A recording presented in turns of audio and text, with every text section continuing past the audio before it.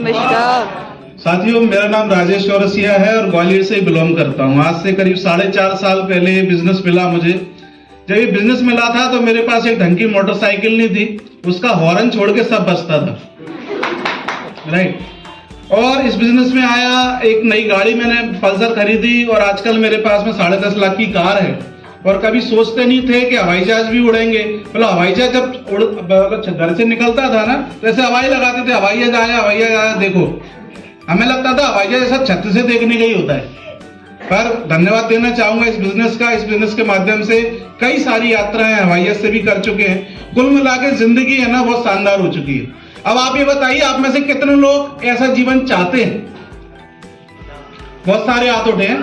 और जिन्होंने हाथ अभी नहीं उठाए, तो 13 तारीख को कुंभ लग रहा है प्रयागराज में, है ना, समझ गए आप?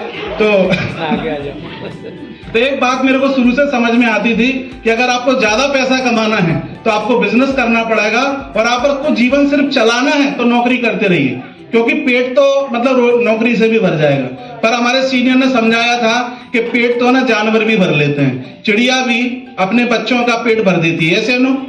अरे पेट भरना तो छोड़ो, उनके घर की व्यवस्था भी कर देती चिड़िया, घोंसला बरसात से पहले बना देती है। लेकिन अगर आप पेट भरने से ऊपर नहीं सोच रहे हैं तो माफ करिएगा दोस्त, हम जानवर से ऊपर नहीं सोच पा रहे हैं। लेकिन हमें जीवन मिला है, और मनुष्य जीवन हिंदू धर्म में बोला जाता है 84 लाख योनियों बाद मिलता है। तो मुझे ऐसा लगता है ये जीवन बड़ा शानदार और खास होना चाहिए, यस या नो?